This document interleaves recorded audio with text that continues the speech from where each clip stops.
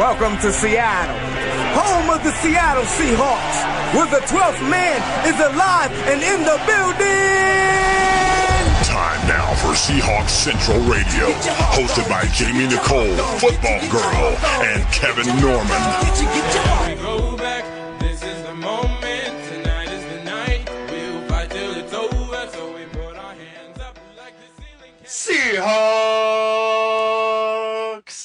What's up, everybody? Welcome to Seattle Central Radio, Seahawks Central Radio. I am tired. I was gonna correct you. That's not where we work, Dude. So we have Brian Nemhauser in the house. Did you say that right? I think nailed Brian it. went rogue. Oh, Yes! Yes! I didn't nail the intro because I was thinking about, okay, say the last name correctly. Say the last name correctly. That's me. Perfect. Thank you for coming on the show, Brian. Absolutely. Thanks for having me, guys. So Brian do you own hawkblogger.com or you're a writer for hawkblogger.com? As much as anyone can own a blog, I do own it. It's all me. Nice. Congratulations. Thank you. You're a .comer. That's an accomplishment. Well, it's a good hobby and kept me busy and kept my wife from having to listen to me ramble because I just ramble online now. It's really funny that seems to be a theme. Whenever we're talking to a lot of blog writers, they have a significant other that veered them into that direction some way, somehow. Well, when basically all you think about is Seahawks football and, other people don't, you got to find an outlet for it somewhere. So it's been a good one. Or you can remain single like me. And So tell me a little bit about hawkblogger.com. Well, I started it back in 2007. I kind of was inspired by Mike Sando, who had written for the News Tribune, and I think really had the first great Seahawks blog. And I actually worked with Mike a little bit, helped him on a few things when he was writing it. And when he went to ESPN, there was just a big void, as far as I was concerned, for analysis, as opposed to just cutting up quotes from press conferences and interviews and then just writing them into a daily beat story. And, I dove in and just started having questions and doing my own research and writing about what I found. And it was not something other people were reading for a while, but the last couple of years it's really grown. So it's been a great way to meet a bunch of other Seahawks fans and learn a lot more about football. Well, thank you for writing. I'm pretty sure that we're Twitter follower people, so that's good. So have you Well, if we're not, you guys got to tweet me after. I'll make sure and click follow. Most definitely, Brian. We like to follow our guests. We're good at that. Have you been to training camp this year? Yeah, actually, I've been doing training camp notes for all the practices, and so I've seen more than any average person should. So what is the biggest takeaway so far for you in training camp? There's kind of insane levels of depth to that Seahawks roster, and for a long time, at least the last couple of years, when you ask people to rank league-wide, who has the best roster in the NFL, most talented roster, it always comes back to the 49ers. I was kind of scratching my head at that because I was like, well, maybe I don't know. But, I think a lot of people when they do those rankings, they're talking about the starters, not the full 53-man roster.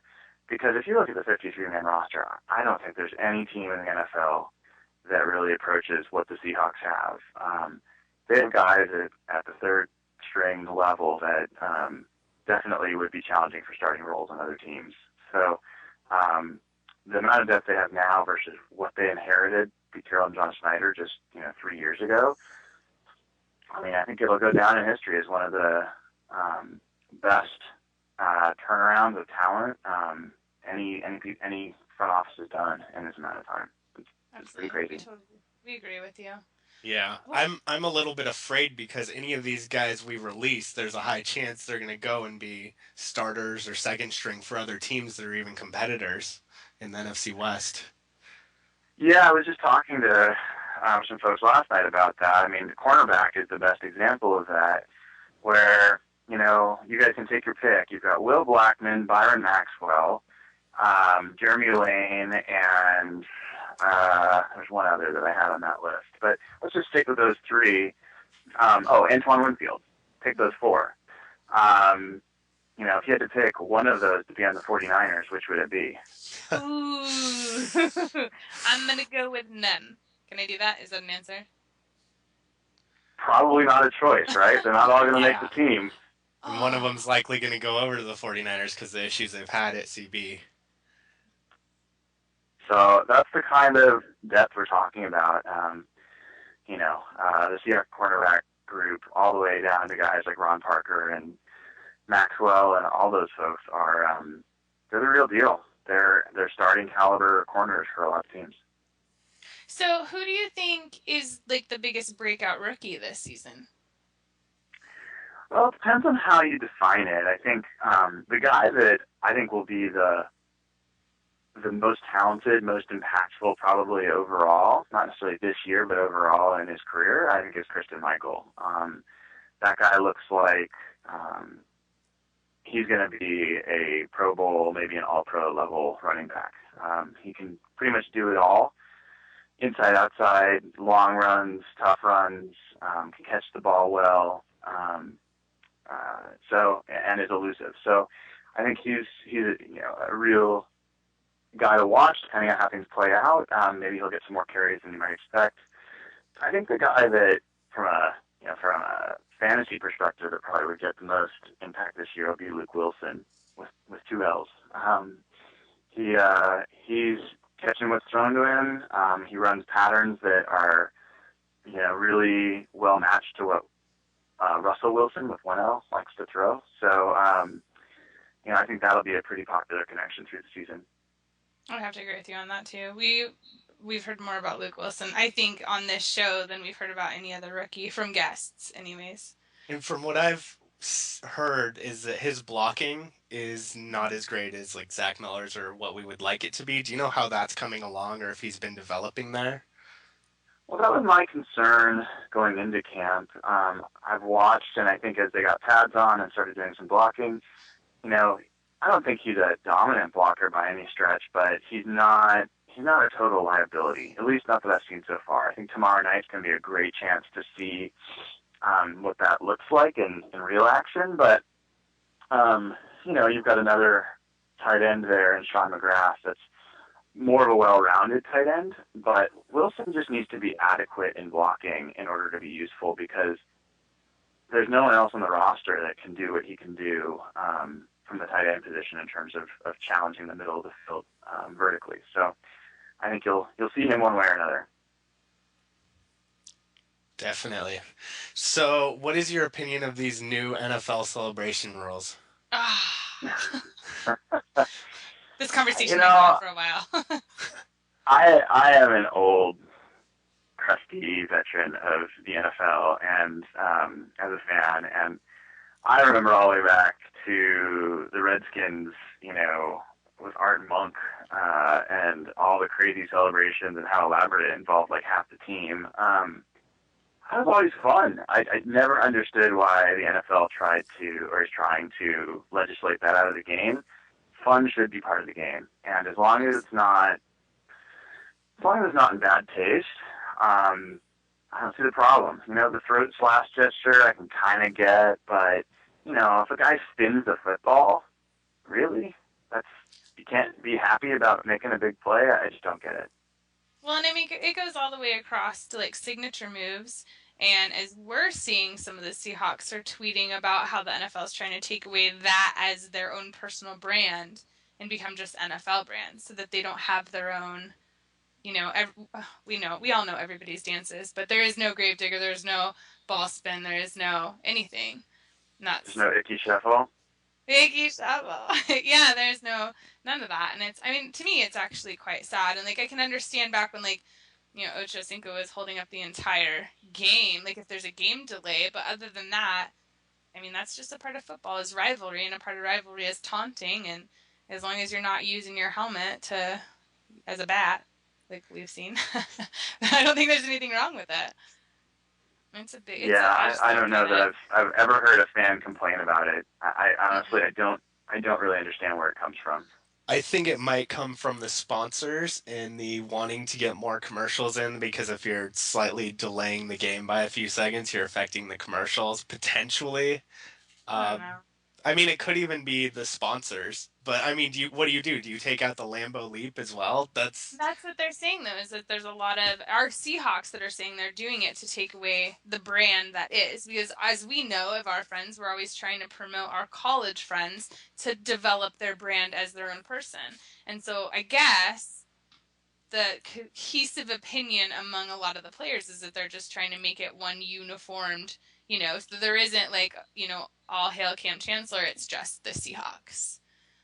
I mean, that's what I'm being told anyways.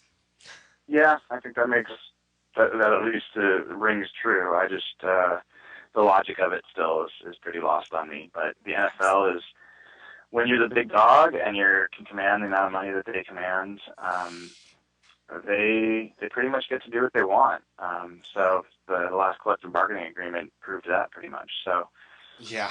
As long as we get to watch football, people will tolerate it. Honestly, I'm more upset about the bag policy change as you get older than I am about the celebration change.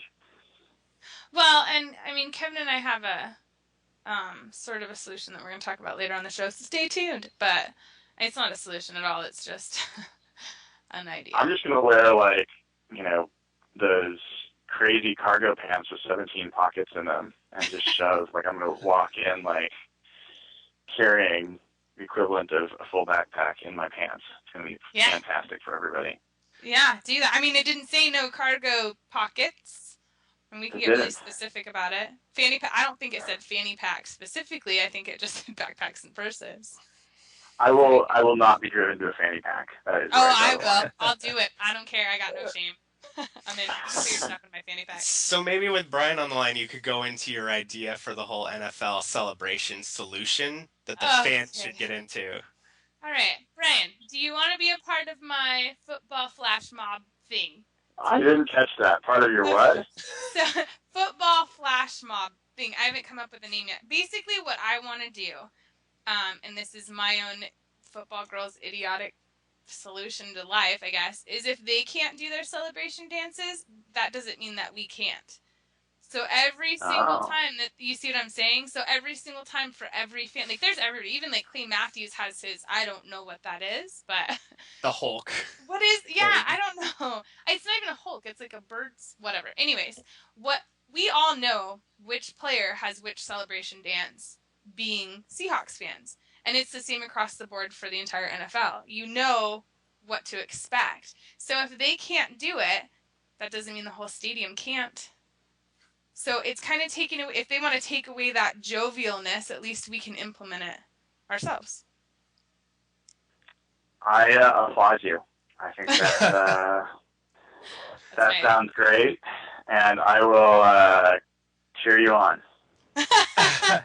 If you come to a game, though, you have to do it with me. It only works if it's in numbers.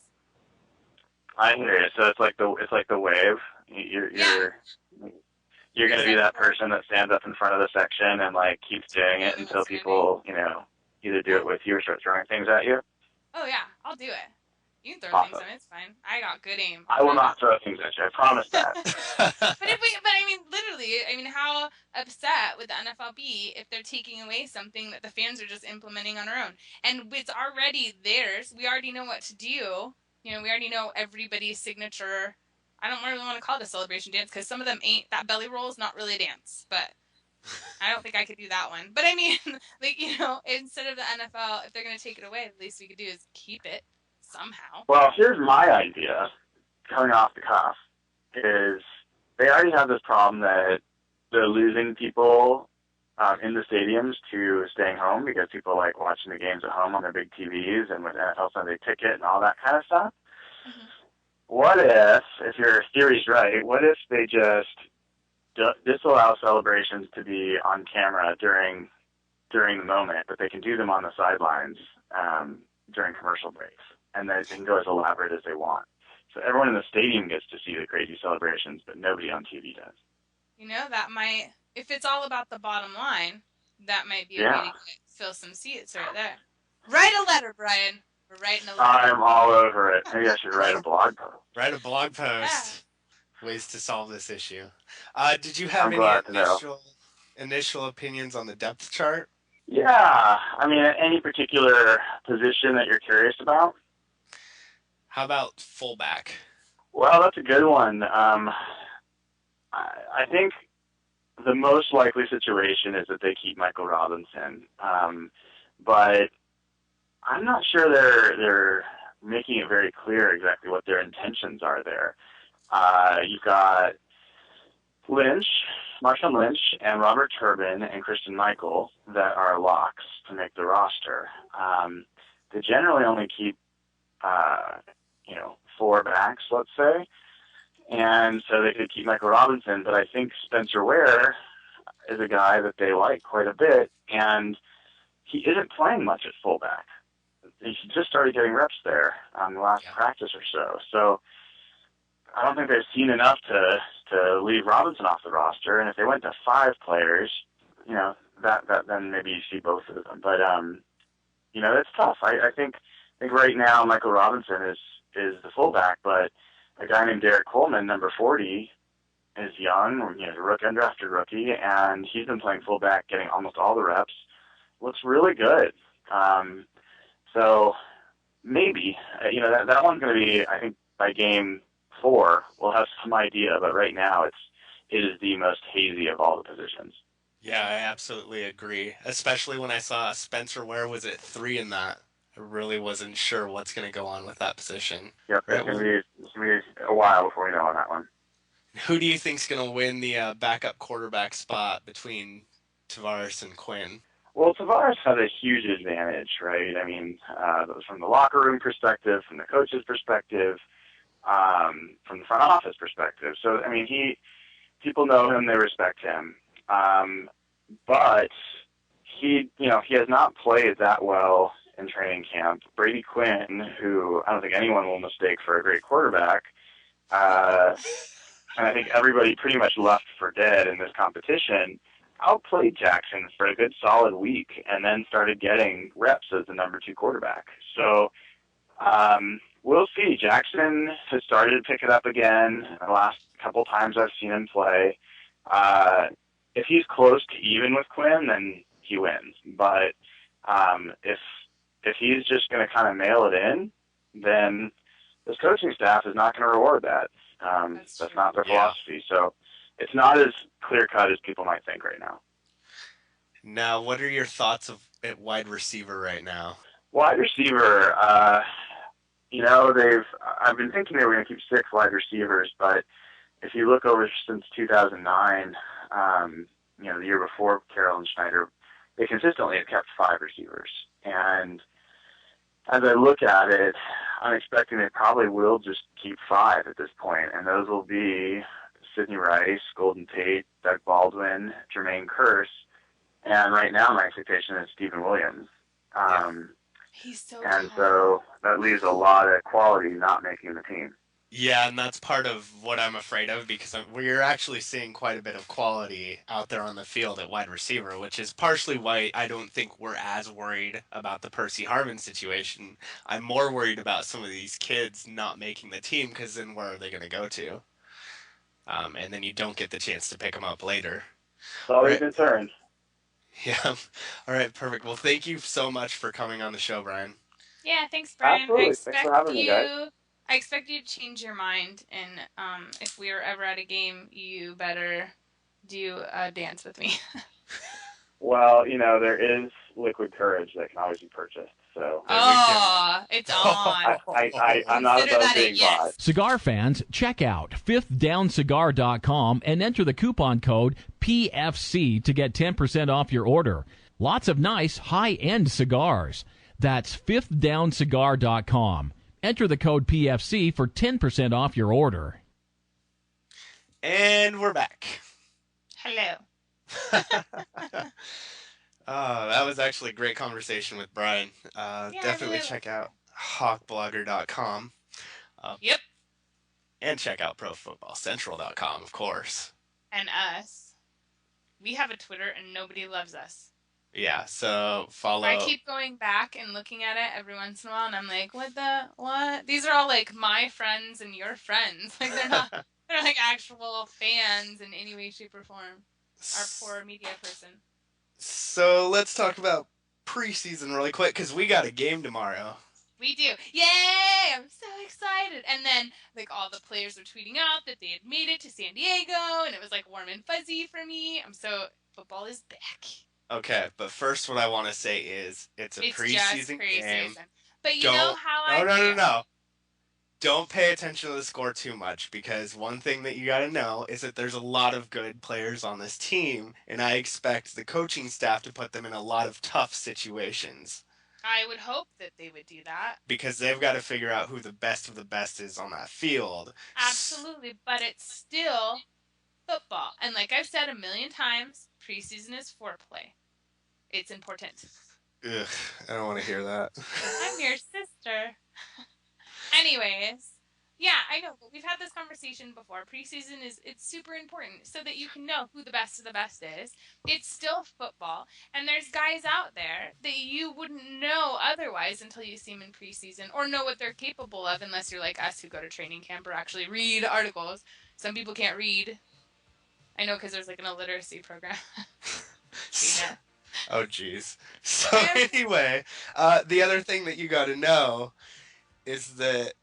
What, a So Excited song? Come on, Brian. Our producer's messing with us now. Oh, yeah. Oh, that's like the actual song. Yeah. That was ridiculous. That was gross after the foreplay comment, too. Turn that shit off. You are gonna have... Do you know how hard it is to clean puke out of your keyboard, Kevin? Yes, because I've had to do it. That's my line, by the way. I know, that's why I was saying it to you. Okay, let's talk about this. So, anyway, can I go back to the fact that look at the quarterbacks that are going to be on the field. Okay. It's not Russell Wilson battling for a starting spot. Nope. So, that whole ultimate scoring, ridiculous scoring that we did in preseason, where it was like, oh, Russell Wilson's taking off again, or oh, look at that read option play, or things like that. This isn't necessary because we have a quarterback competition. We don't know who is going to be our backup quarterback. Correct. So my point is, don't expect a high-scoring game. Expect a close game. Especially since, I mean, you've got Brady Quinn and Tavares Jackson throwing the ball, and you've got younger wide receivers that are battling it out. Now, the good thing about that whole thing that went on with Russell Wilson last year, with Wilson being the presumptive number 3, Matt Flynn being the starter, and Jackson potentially being the backup, with Wilson moving up to the 1 position and starting at game 1, that proves to all the rookies that anyone can start. This is a wide open competition for every single position on the field, and if someone doesn't carry their weight, then, you can move ahead. Absolutely. I have nothing, exactly, we've already talked about that, and I can't even begin to tell you who I think is going to win this competition, because it changes, the quarterback competition, because it changes every week. Every week, more reports about one and more reports about the other, and unfortunately, I've only been able to go to training camp once, and I didn't get to see, a lot. And there's a lot of different position battles going on. You've got wide receiver, because there's so much talent at wide receiver right now. You've got offensive line.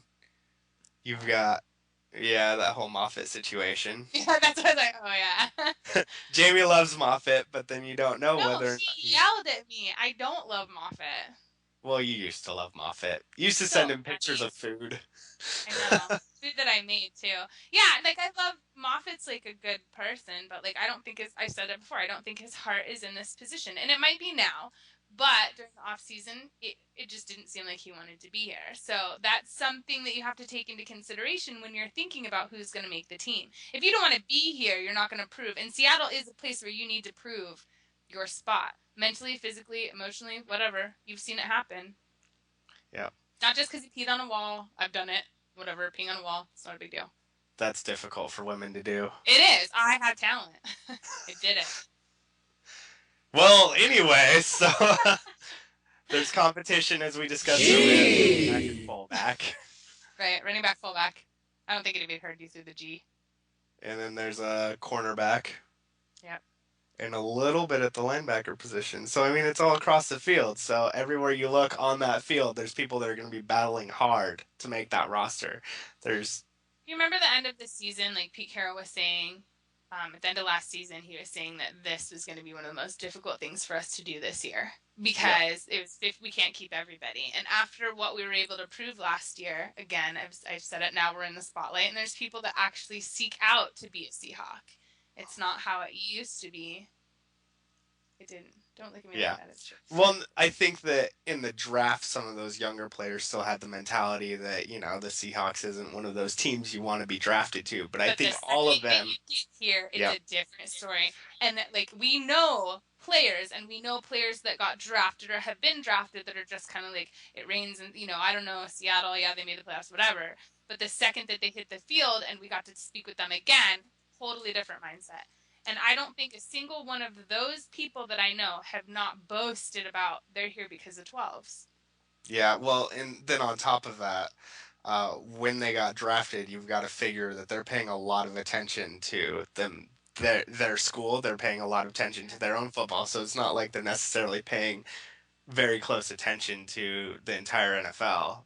They've got a lot to do for their own sake. So well, I guess it's the same backwards as I don't pay a lot of attention to a lot of college ball outside of this division. Outside of the Pac-12, I don't know a whole lot unless you're going to the Rose Bowl. I just don't, because I'm UW and that's the attention to where I'm at. So what's your final prediction for the score tomorrow? You know what? I hate you. Because somebody asked me that today, and 34-17 fell out of my mouth, and I have no idea why. I have nothing to back that up. I have no content. I just had these numbers that fell out of my mouth, and they laughed at me because, of course, it's a preseason game, and that's quite ridiculous. But 34-17 Seattle, right?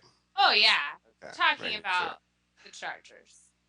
Yeah, and I had a Chargers fan talk shit to me today, so I'm going. Yeah, why you got that weird thing on your shoe or whatever? What the heck is that, anyways? This is considered a pedometer, but they called it a PED, so I like to think it's a performance-enhancing device.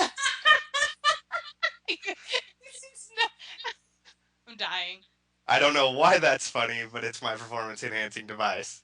Because it's like a pedometer, it's like this. Yes, it's a pedometer. That's what PED stands for. Enhances your performance. It actually reads your performance. Basically, at my work, they're keeping track of how healthy we're being, so we're wearing these. For being. Yes, they're giving out fitness stuff and iPods and stuff like that at work. So I'm wearing this. And you have an iPhone. Just so I can sell it. I don't know. Okay.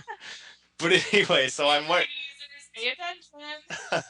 So I'm wearing this, and part of the way that I got it is you had to, in order to get other prizes that they were giving out, you had to perform in front of a bunch of people.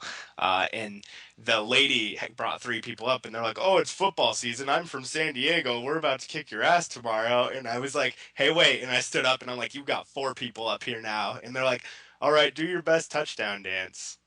And we will actually be right back, and I'll finish that story later.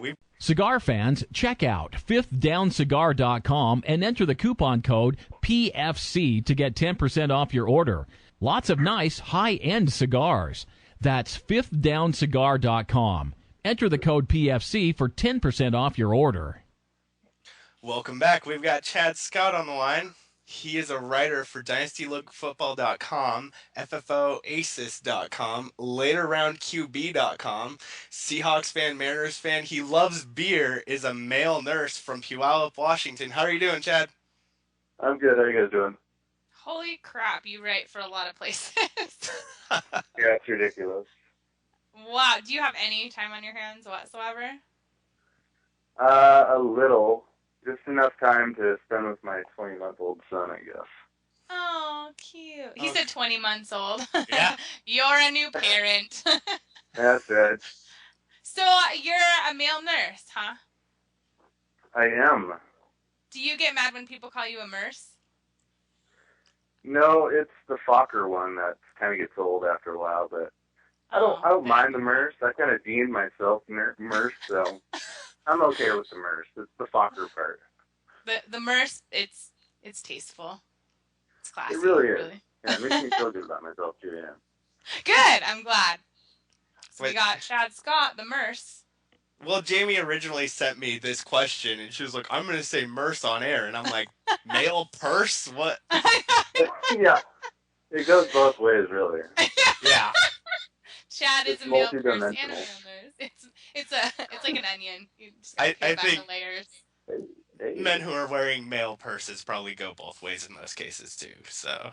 Oh. I was being controversial. Controversial. All right, Chad, tell us about the articles that you write, because otherwise this conversation might take a turn to losing listeners. I'm pretty sure it already has, but yeah. Oh no, it's good though. It's good. It's good radio.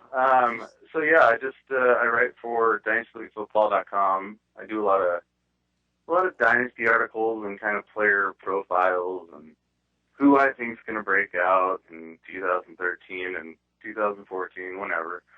I kind of do all the rankings. I'm the rankings editor at DLF, and so I deal with all the rankings, and there's 7 of us who do that, and that's kind of what I do for Dynasty League Football. As far as LateRoundQB.com and FFOasis.com, I've kind of been putting them on the back burner a little bit, just to kind of, since it was pretty much the off season in the last few months. It's kind of more dynasty focused for me right now, and then I'll get more into the redraft stuff once this next couple weeks roll around. But yeah, I mean, I'm kind of out there everywhere and hoping to get exposed even more. So have you been to training camp this year? Yeah, I went to the Seahawks training camp at the VMAC. I've only gone once so far this year. My day job actually gets in the way of that at times. So. Yeah, we understand. We know. What day did you go? I went last Thursday, I believe. Oh, so we went. Thursday or Friday, yeah. Yeah, we went on a Saturday, right? On the 27th. Yeah, that was the fun bus ride. Where the guy you guys went to Seahawks camp? Yep. Yeah, we did. On the 27th. We actually filmed a little bit, too, while we were there. Yeah, it was pretty cool. We haven't released any videos yet because we have day jobs. Or Stupid day job. I know. Thoughts. So, hey, what do you think about this new no celebration rule? Can I curse on the air or no? I actually probably not. I said crap, and I think once I said ass. So you can do that. Well, I'll say it's bull crap. So I guess that works. That works, yeah. It's like PG-13. It's really stupid. I don't understand what it's taking all the fun out of fans getting excited, the players getting excited, and I just don't get it. They've already taken a lot of the fun out of the game anyway. Like, why even go this far, really, you know? And it's like they've taken a bunch of fun out with the whole, the protection and the helmet type stuff and the head injury. And it's like, okay, well, let's take a whole different type of element of fun out of the game. See, I know the crowning rule, everybody was like, oh my gosh. But at the same time, like, brain injuries are such a big deal. I can understand if they were making further implementations to protect somebody's safety. This doesn't protect anyone's safety. This has nothing to do with that in any way, shape, or form. Well, unless, Bruce Irvin's stomping on the quarterback's head, in a dance celebration, but, I mean, yeah, I don't exactly. think that's his dance. I don't think that really works. My dance is going to be stepping on this guy's neck. Oh. The business. Yeah, and I think I understand the throat slitting type celebration. I mean, okay, I can see where they're coming from there, but when it comes to the whole Incredible Hulk or things like that, that's just fun. Well, I find it really offensive when they do a home run swing. I think it sets us back years and years of humanity. So yeah, we've made a bunch of progress since then, and they're just. Yeah, they're pissing it away. pretty much. There's just like I just don't understand a lot. I don't understand what's so bad about like the Lambeau Leap. I don't jumping in the crowd or like if you want people to be engaged, you'll make it exciting. And I don't see them actually taking out the Lambeau Leap. I feel like that's going to be somehow excluded. It should be. That's like tradition. Yeah. It's like I said, and like Eileen, our audience of one, always has. We've made this point before. Kaepernicking isn't on that list. Yeah. So, and that's not only unsportsmanlike, but that's been offensive since it started. So yeah, well, his tattoos are offensive anyway. So that should be like an immediate ejection. Honestly. He should be ejected right when he gets on the field. It's true. Just because he's Kaepernick. I'm going to go with that. Listen to this, Merce. He knows what he's talking about. How many beers are you in, Jamie? I'm sober. What are you talking about? Me. What? Speaking of beers, what are you on, Chad? Like 5? You on 5? I'm on 5 right now, yeah. Is that an opening? Oh, and there went 6. So you and I, actually you, me, and Kevin, we do have something that we're probably going to disagree on because I did some research on you and I found out that you are a Wazoo fan. Sort of. Just by association. All my friends went there. You have shitty friends then. No, I do, but I was like hoping for some like, I have friends that went to Wazoo too, bless their hearts. Was that who's like getting out of their car right now? No, not me. I'm mobile. There's some beeping.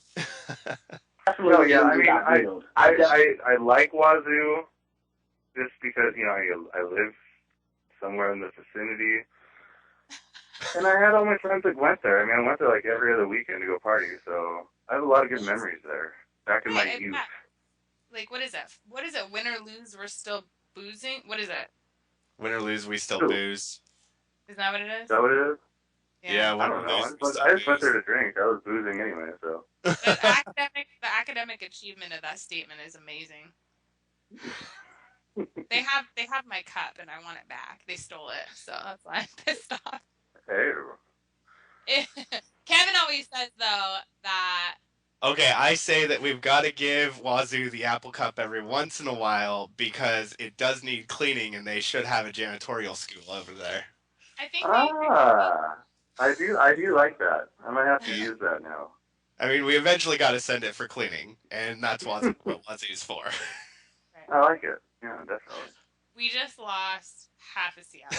Or like No, we didn't lose the Ducks fans with that. That's true. So, Chad, what is your best advice for people playing fantasy this year? My best advice: wait on the quarterback. Ooh. Yeah, There's too often I see like Drew Brees and Aaron Rodgers going in the first round, and it makes no sense to me. Like, if you look at the numbers and how each quarterback's performed over the season, I mean, there isn't that much of a gap until you're looking at like the running backs, like the top tier running backs, and even the top 3, 4, 5 wide receivers. It's just not worth taking a quarterback that early. I mean, I won't even draft a quarterback unless like Cam Newton or Drew Brees are sitting in there in the 4th. I won't even draft a quarterback until 6th, 7th, 8th round. You can get Russell Wilson, you can get Andrew Luck, even RG3 in the 7th round. I mean, it's just, why take Aaron Rodgers in the 1st round when you can get one of those guys in the 7th? And I've heard that the difference between your top tier quality running backs is completely night and day compared to your top tier and mid tier quarterbacks. Oh, definitely. I mean, the running backs dry up quickly, especially in 12-team leagues. People are drafting usually 2 running backs, 1st and 2nd. I mean, it dries up pretty quickly. I mean, quarterbacks are always going to be there. You got Tony Romo is like the 12th quarterback being drafted right now, and I mean he's a fine quarterback one for a starting team, you know. Correct, for fantasy. Yeah, well, Let's yeah. clarify. And not to like hold, not to hold like extra points or field goals or anything, but yeah. Absolutely. And then what are your thoughts on the current top tier running backs? I mean, obviously, most people rank Adrian Peterson at number 1. Like, what about Trent Richardson or something? Trent Richardson, I think I have him maybe 7th right now. I actually really like, and it obviously depends on if you're going PPR or standard, but I really like Jamal Charles in PPR. I like, obviously, C.J. Spiller and Doug Martin. I think they all really have a case if you want to draft them first overall in like a PPR, because, I mean, obviously the safe bet is Adrian Peterson, but I mean, can he really repeat what he did last year? I'm never going to bet against him, but I mean, historically speaking, it's going to be tough for him to do that, especially with what they have going in Minnesota. So if I'm going first overall, I'm not going to be an asshole and not draft Adrian Peterson, but there could be a case for like Jamal Charles or Doug Martin. And I just cursed again. I'm sorry. No, you'll have to edit that out, I guess. No, we don't edit. Somebody else will probably edit. I would just be like, it's fine, post it. Yeah, it's fine. It's totally fine. So, of course, like I said, I did research on you. And there's 2 pictures on your Twitter that I want to ask a couple questions about. Hey, God. Yeah. One is the Twitter picture of Marshawn Lynch on a bicycle. I feel like there's a story. No, we were heading to training camp on the bus, and he just came rolling by on his bike. So I thought I'd snap a photo up, and yeah, he's riding a bike.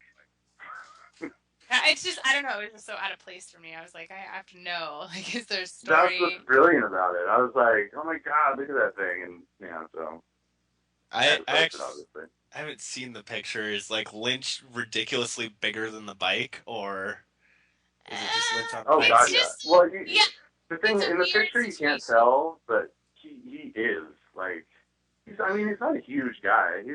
He's a stocky guy that. Yeah, I mean, he didn't look right on the bike. Actually, what happened was I stole some skills from him, and he was chasing after me in my bike, and so. Well, and the thing is what's funny about that is when we were growing up, Kevin was learning how to ride a bike, and I always said that he didn't look right on a bike. Like, he just didn't. He looked like Kermit from the Muppets. Oh. So I used to call him Kermit. And then Marshawn Lynch is another one who just doesn't look right. Something about it. I don't think a lot of grown men look right on bikes, especially if they're wearing like spandex. But he wasn't. I think you're right. Wearing, you know what I mean? Like, it's not a good look for men. Like a merce, like a purse.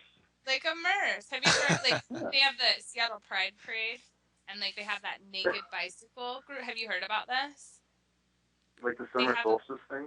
Yeah. So it's like sorta, but it's like a bunch of naked people that just ride bicycles through Denny. Like, they just ride yeah, I do that every year. Yeah. Oh, well, all right. That's explains a lot, actually. Yeah. So, but I always said, for some reason, naked men do not look as awkward as naked women on a bike. I don't know why. There's something. We don't? No, like, men look, it's like, okay, there's a naked guy on a bike, and a woman, you're like, that doesn't look, maybe it's because I am a woman, but there's some things that shouldn't touch other things. Like, it just shouldn't happen. Well, it's like another kickstand, you know? Oh, Lord have mercy. Oh, that just happened. Ding, ding, ding. Oh, so I'm never being invited back. That's no, and the other picture that I wanted to talk about was the naked Ravens player. The what? You have a picture of yeah, Shianko or Shanko or whatever. I can't pronounce his name to save my life. Visante Shanko? Yeah. There you go. That's better. No, like, that's like the only thing I know about that guy, because like that photo leaked a couple years ago. Yeah. And I was like so jealous, and like my manhood took such a big hit. Like, and then he got signed, and I was like, oh no, it's back. Like, that thing is back. And like, I feel bad for the Ravens because I mean that's got to tear a locker room apart, you know? Oh, sure. But like it just that you had put on their elephantitis, and I was like, oh, first world. I mean, right? That thing is, it's not real. It can't be real. You're gonna get followers now. Yeah, Chad_Scott 2Ts13. Penis picture. That's me. Penis picture. And bicycle pictures. Yeah, bicycles, penises. I mean, I have it all really on my Twitter page.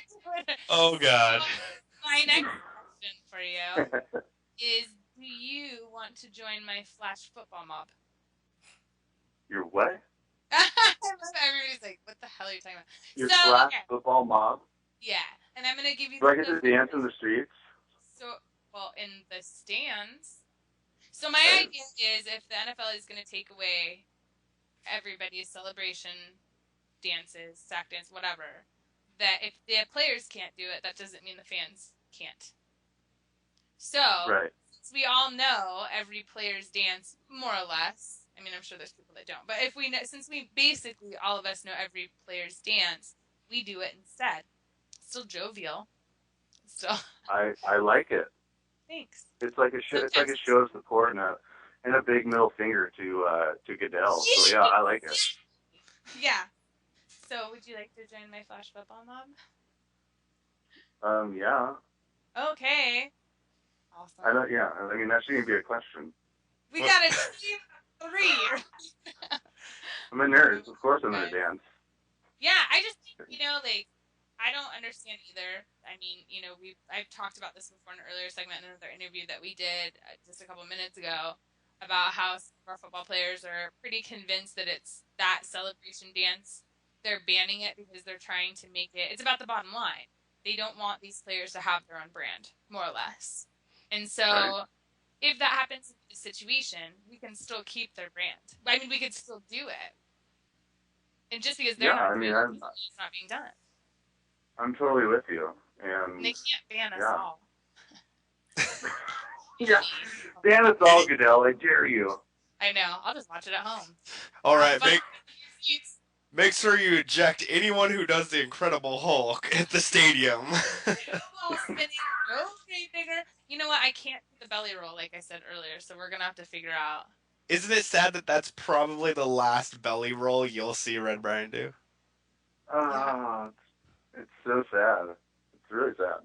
Do you think it's going to stick, though? Like, is this one of those things that, because it's going to be at the ref's discretion. So is this really something that the ref is going to be like, what? Belly roll, 15, go? Or are they just going to be like, I didn't see nothing? Like, I don't know. We'll have to see. It's like, I feel like it'll get enforced, like, early in the season. And then, like at week 5, the refs are going to be like, screw it, whatever. It's too time consuming to throw the flag, and I want to pick it up. Like, it's bad enough that the refs already have issues with I don't know, people threaten their lives. Like, I can't imagine giving the Packers a 15-yard penalty because Clay Matthews, did his little wingspan thing that he does, or somebody discount double checked. Sorry, Packers. You're out. Yeah, I mean, they're not going to find Aaron Rodgers. I mean, there's not. No, and like the whole thing about religion too is like you can't point to the sky. Like, who's to say somebody's parents aren't like deceased? That's what one of my friends brought up, and like doesn't have to be. There's no God in the NFL. There's only Goodell. Oh, he thinks so. No, I'd heard that a lot of these rules are mainly in place for doing it towards other people. Is that incorrect, or? That's not what I read, though. I mean, from what I understood on that, it was if you do it. It wasn't if you do it with a taunting, whatever. What am I trying to say? Yeah, I'd read in a couple places. Sorry, go ahead. Like, I'm getting conflicting reports on this, which is why I'm not 100% sure on whether it's if you do it in a taunting-like manner or if you just do it, whether or not it's banned. See, I would think, like, if you're taunting, that's one thing, but if you're just, like, I like Goodell thinks it's like taunting if you do it regardless. You know? Yeah. Right, and I I think hate it's that guy. his basis. Like, it's his basis to what is the measurement of taunting. It's his deal. He hates everyone. Yeah. Like that's what I'm going with. Yeah, well, All right. I agree. All right, We've- well, Chad, thanks so much for joining us. I greatly Hey, appreciate no this problem. It's been conversation. fun. Yeah. It has been Had a fun. good And I time. followed you on Twitter, so now you have to follow me back because that's how I roll. See, Chad, we Okay, told you it I was can- going to be a fun time. Football fans, check out ProFootballCentral.com for all the latest NFL news and analysis. Also, check out the very popular Pro Football Central Radio Network for awesome NFL talk around the league. Go to ProFootballCentral.com. ProFootballCentral.com. And we're back. I like being back. I like saying, and we're back. I know, that's why I let you do it all the time. So You apparently- and your PED. Well, okay. So first, I apologize for my squeaky chair. I am sans a cat WD-40. Squeaky chair. I was just told that I have squeaky chair syndrome, which WD-40 is the cure apparently. Oh, it sounds like an STD. So Squeaky apologies for that. So let's go back to my PED story, my performance enhancing device. Basically, the lady at work said that we had to do our best touchdown dance. So What'd you do? I jumped and pretended to catch the ball, did kind of a flippy thingy, and then got up and did the grave digger, and then pretended to throw the ball down and walked back. And then I tried to do that thing when another guy went up where you like jump and then hit each other's backs, but he totally didn't know what he was doing. The back bump. Yeah, the back bump. That's my favorite. Hey, are they not going to be able to do the back bump either? Is that part of the no celebration bull crappy poopy thing? You didn't say no That back was a technical term. Bull crappy poopy. All right, so anyway, so the new NFL celebration rules. Let's talk a little bit more about that. Because it's a disgusting rule. So basically the reason that these are all coming up is because the officials are at the NFL training camps and they're reinforcing the rules right now and they're cracking down on taunting. And from what I have, it's that the full list of things that they release is sack dances, home run swing, which you heard a little bit about earlier, their Incredible Hulk, spiking the ball, spinning the ball, throwing or shoving the ball, pointing the ball, verbal taunting, military salute, standing over an opponent prolonged with provocation, or dancing, the throat slash, the machine gun, a salute, sexually aggressive gestures, prolonged gyrations, or stomping on the team's logo. Okay, so I have a couple things to say. So first, the stomping on the team's logo comes from T.O. back when he was with the playing Cowboys. He went back and stomped on the Dallas Star. Okay, wait, but let's go back first. Taunting is a part of football, the same as rivalry is a part of football. And there's some things in here that I significantly disagree with, even if they're trying to crack down on taunting. A military salute? Why would that be taunting in any way, shape, or form? How many of our football players have served? How many could be using it as a sign of respect for people who have served in the military? Well, I don't think the military salute when you... But I'm saying there's arguments for every case. The Kaepernicking is not on this list, which we talked about, which would be considered some sort of, And that's why I think that it's got to be when it's directed at someone, like when you look at someone and do the military salute towards them, or when you do, like... So you're saying, like, face on face. You're not saying, like, hypothetically speaking, when Aaron Rodgers does a discount double check. If he did make that touchdown and he does the discount double check, but it's not in the frequency of another player specifically geared towards a single player, that you think that it would be not considered a 15-yard penalty. And yeah, that's what I believe, because the whole pointing the ball, if I were a wide receiver and I caught the ball and then I was thrown down by the other player, then generally what they would do was they'd get up and they'd take the ball and they'd point the ball at that player. Right. Or they'd point at that player. So that's why I think it's when doing it towards another player. That's what they're considering taunting. When Aaron Rodgers is doing his dish to count double check, he's doing it, is like kind of towards himself. It's an interpersonal type thing. It's not a taunting towards another person type thing. And I think that's what the Clay Matthews is. Right. Whereas if I were to go up to another player and do the Incredible Hulk type thing, or like point at someone and do okay, home so let's, swing. and I get what you're saying, but let's do sack dances. A lot of sack dances aren't necessarily directed towards the quarterback. Well, They're you just directed away from the, but I'm still saying, even then, there's specific guidelines. Just because he was sacked, that's a thing. It's not like he's just doing it because he ran into some guy. Like, he's not doing it as taunting. A sack is a part of football. And I agree that by sacking the quarterback and then dancing, you are taunting. See, and I don't. No, because there's a purpose behind sacking. You're not just doing it like ha-ha. Like, there's a purpose behind it. So if there's going to be this distinctive, it's not even distinctive, there's going to be a hazy line between what's taunting and non-taunting, because we can go all the way back to wearing your team's colors can be considered, everybody has different sensitivity levels. Like, there needs to be a solid definition for this. It can't just be what Roger Goodell thinks is taunting. And if it is, then he needs to somewhat come up with a basis for this. And there isn't one at this point in time. It's too new. So, two things, just to clarify. Number one, I don't agree with this rule. I'm just trying to figure out where they're coming from on this rule. Right. And number two, the thing that sucks about this whole thing is that it's up to the referee, so it's subjective. So you're correct. Doesn't seem to be an exact line. It's like with the Lambeau Leap, that's a signature of Green Bay. And even though that can be considered an excessive celebration because they then have to run up to the side, do the leap, get hit by the fans, and then jump back down. To me, that's an excessive celebration, but it's just an exception to the rule. So it's like, okay, well, if you're going to have all these exceptions, where's the actual limit? And then what are you casting out as the exception? Are you casting out tradition as the exception? Or are you casting out anything that's not directly towards another player as an exception? Well, that's what I mean. Like, the throat slash thing I can understand. Like, there's a couple of things. Sexually suggestive gestures, I'm pretty sure they're talking about the suck it move, which, I can understand that too. Like, this, it's aired on TV.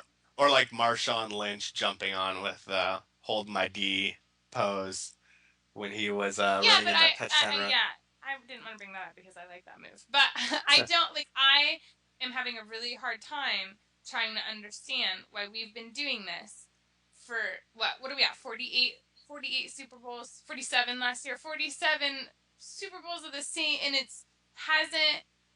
I don't know what I'm trying to say. I just think that it's not something that needs to be worried about. You need to be worrying about player safety and how to figure out not to get head injuries and how to fix those who have head injuries and how to prevent all these ACL tears in the league all of a sudden and focus on how to test for HGH and not worry about this taunting.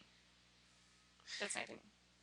And I agree. I also see that they're doing that, as we'll talk about in a little bit. It's just that they're trying to target multiple things. If it's a part of the bottom line, it's because all these players are coming up with their own websites and their own kind of brand, and the league just wants it to be the NFL. And personally, I think that's... I think that's exactly what it is. And I think that it takes personal expression out of the sport, and they're not allowing the personal expression because it's taking away from their bottom line.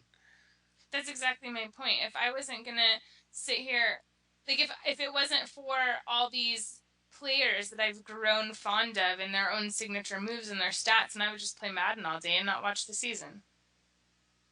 Yeah, well. I'm just saying.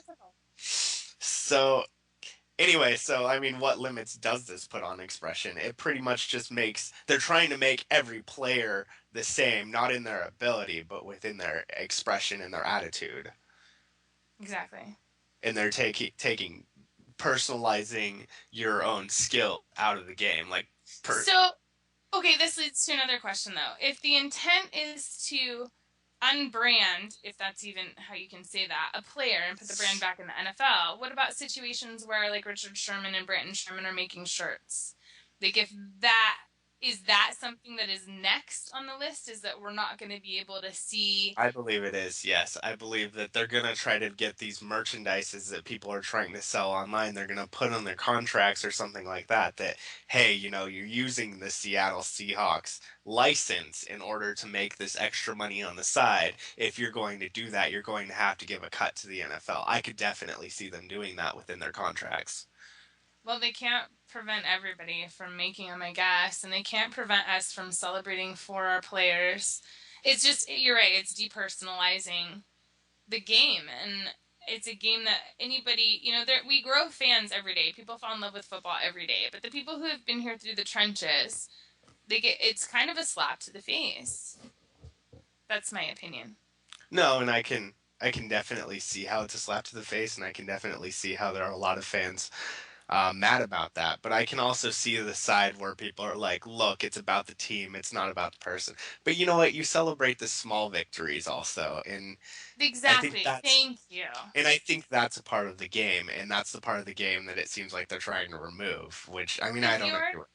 If your team isn't making it to a playoff that year, if your team isn't making it to the Super Bowl, or maybe they're not even doing nothing. Maybe you're in like a no-win game season. At least you can celebrate a sack. You know what I mean? Or something. Like that you still have a connection with your team. And you know what? Maybe that's why I'm so upset. Because that still gives you a connection to a player. And the player a connection to its audience. And that way you can root for people and, be on their level.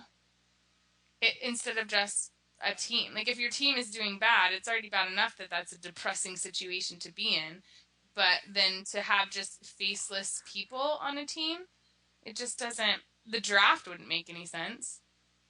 Yeah, so I kind of want to move on from this subject because there's a lot of Twitter rage over it, and it's like, yeah, we could hash this out for hours, but there's also other things that we should definitely talk about, and that's the leg pads. They're forcing the leg and knee pads.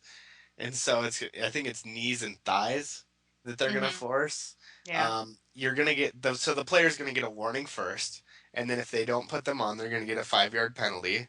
And then potentially the player can also be removed from the game and fined $5,000. And you had mentioned something that Adrian Peterson had said about this.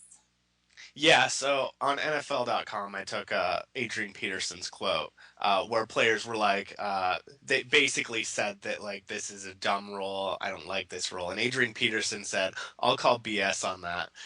It's like, you're a National Football League player. If a pad doesn't weigh but a couple of ounces and slows you down, you don't need to be playing in this league. Like, come on now, seriously. I totally get his point, but in the other way, it can constrict the way a player runs. It can constrict the way a player cuts. You know what I mean? Like I get both sides of the argument. Well, the thing is that we've also got to realize that these pads aren't like what they used to be. A lot of technology has gone into these pads. Some of the Nike pads, like they'll hit, like say the hit's at a certain point on your leg, and it'll redistribute the weight all the way across the leg, which is a more ideal situation for preventing bone breaks and these other leg injuries that we're concerned with. In addition to that, they've made them a lot more lightweight than they were previously. So, I think the problem is when people are thinking of these guards and these pads, they're thinking bigger and bulkier and slowing people down. And it's really, they've made these smaller pads that distribute weight evenly that are more protective. But kickers and punters are exempt, right? Correct. Kickers and punters do not have to wear these pads, and that's just because of the type of job that they perform on the field. Good news, Carson Wiggs. And his mustache. So personally, I honestly don't think that these leg pads are going to be that big of a deal just because the technology has changed so much. Now, you're allowed to have those big cushy leg pads that you used to have. Those were graded as they work under the NFL rules, but we're going to see the lighter pads that are very protective, but they're lightweight, so they shouldn't affect the player's speeds, and they shouldn't be very noticeable either. I think that's part of what people are thinking, is that these bigger pads are going to get in the way of the player, when really it's just a small insert. So you think that with these new pads, or you're telling me that with these new pads, that if a player cuts, like as quick as Adrian Peterson does, that it's not going to restrict that movement in any way, shape, or form? Because I don't think it's the weight. I don't think that's an issue at all. I think it's more constriction of muscles. So what these teams are likely going to go for is that they have these pads that they form them to the shape of the player's leg.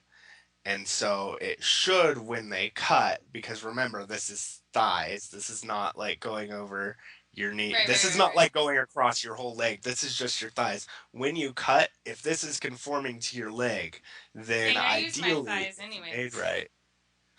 I see what you're saying. I'm just saying I use my thighs for cutting. That sounds awful. Dear God, shut. Oh my God. Oh, anyway, holy crap. So they have these pads that conform to your legs. And so when you're making those cuts, ideally they should work if they are molded correctly. Right, they should move with you. I get it, yeah. So I don't think it's as big of a concern. I think it's being blown out of proportion. Which a lot of things are. I mean, that's just kind of the way that it is. And I would agree with you. If those pads are designed to, prevent injury, then it's just something that they're going to have to deal with, even if it does constrict them. Because that's the number one thing is player safety.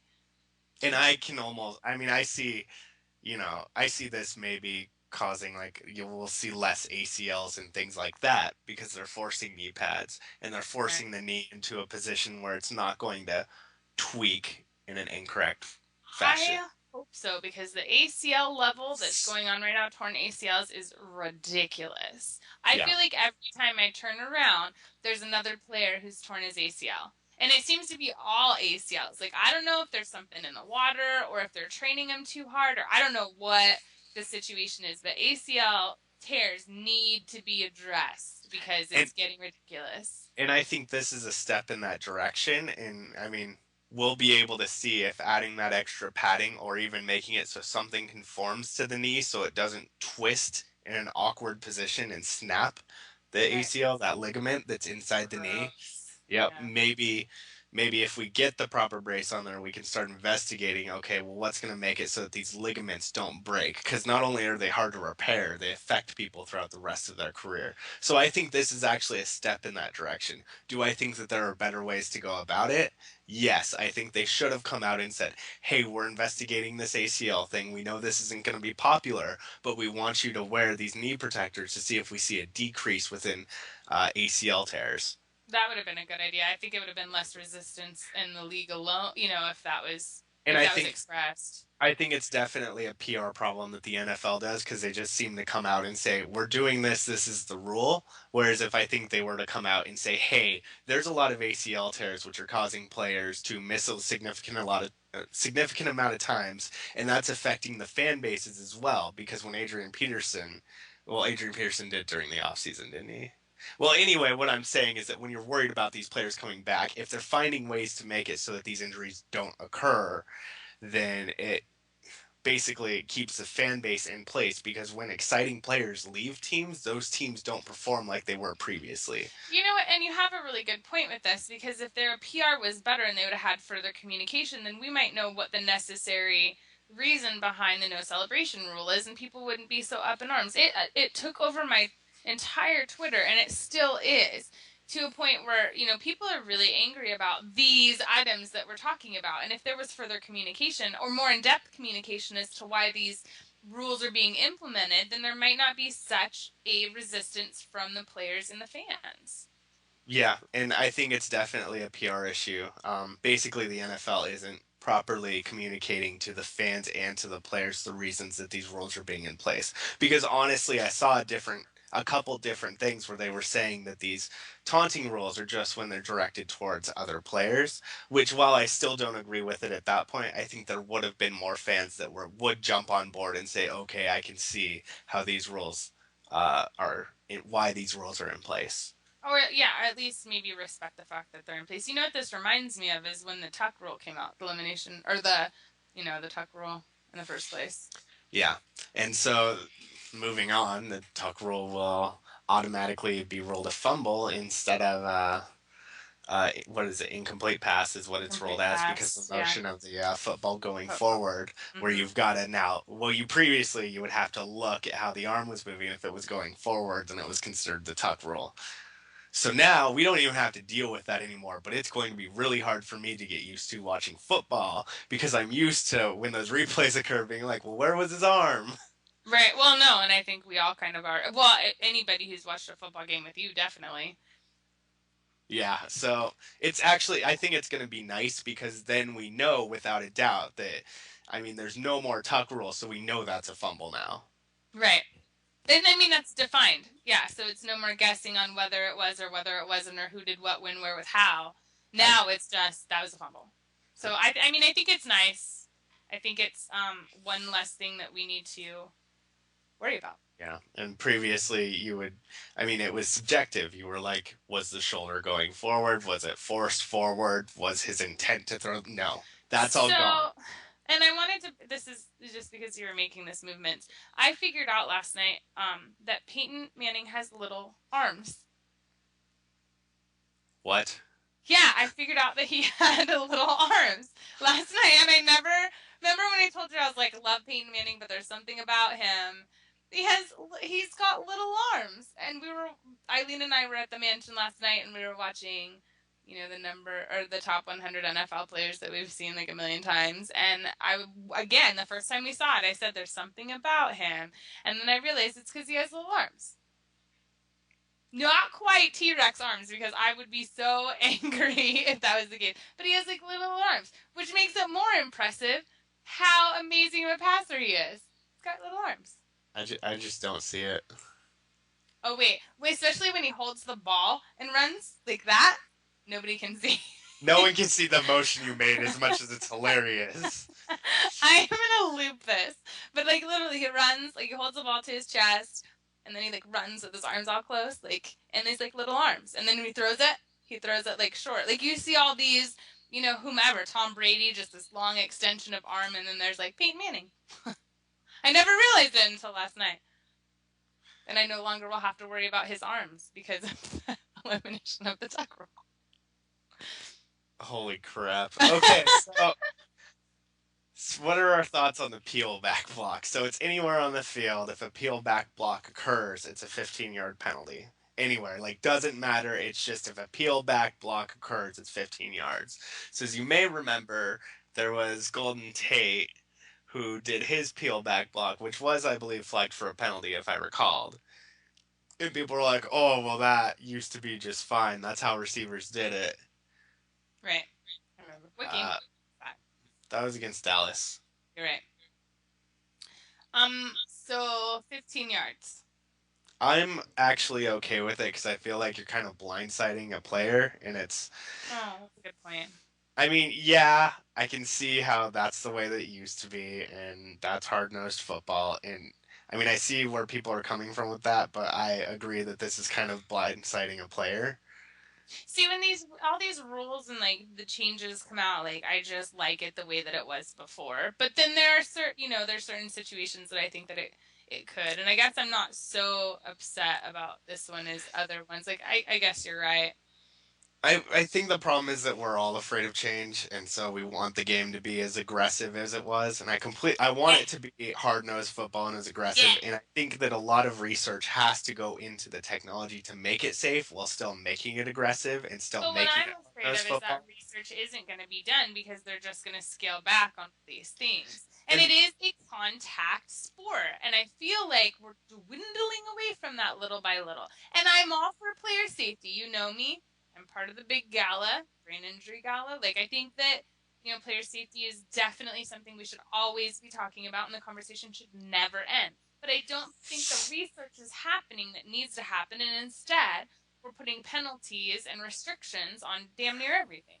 Well, I think that the research is occurring. It's just not going as fast as we would like it because the money isn't being invested in the proper places. Communication, though. That would be great. If they would just... maybe you're right. Again, it's a PR issue. Maybe if they were more forthcoming about the research that they were doing at this point in time and actually being a part of the conversation, to the fans, then it wouldn't be this uproar and this controversy. Yeah, we're talking about the NFL, and if that's the point, they want people to talk about them. What's going to happen? There's millions of blog spots for sports.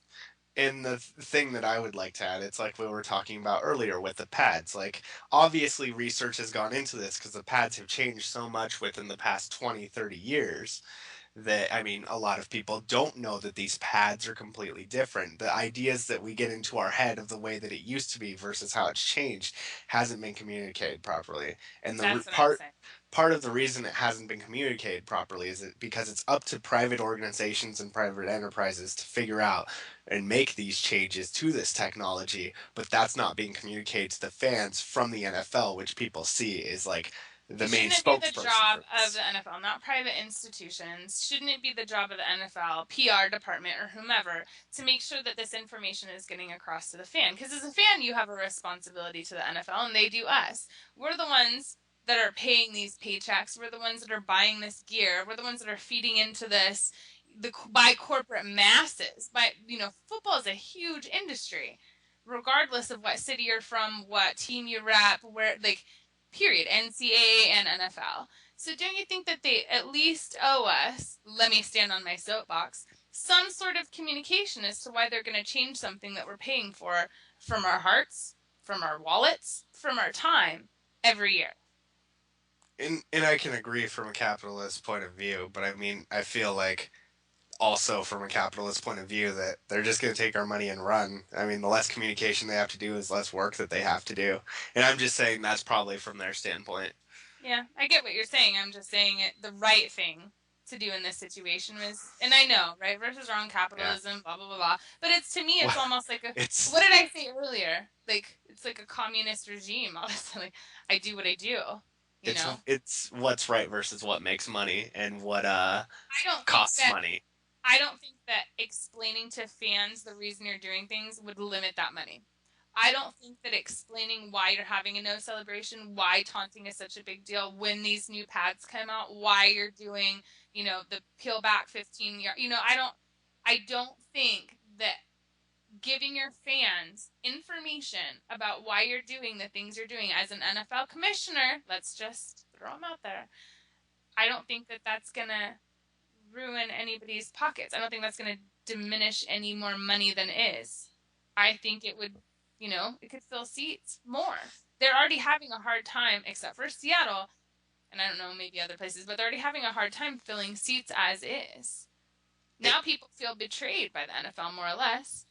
Well, I think the other problem is that the NFL is having a hard time conforming to the new social media environment. So, I mean, they're not used to Twitter. Twitter's a new thing. They're not used to Facebook. Facebook's a new thing to them. I mean, if you look at how long the league's been around versus how long social media networks have been around, it's just, it's hard for these...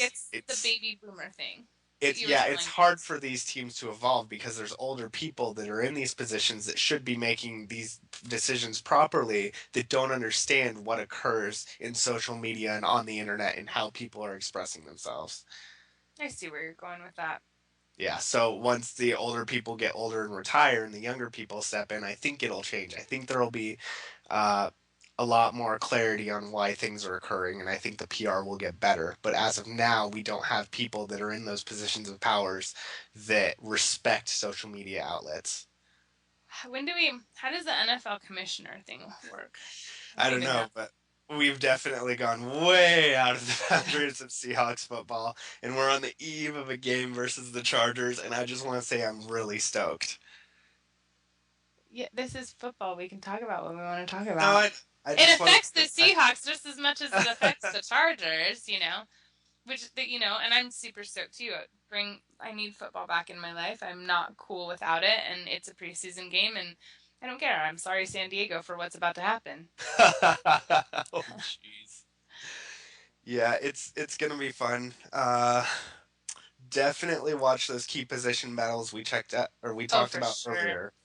There's going to be a lot occurring on the field at the same time.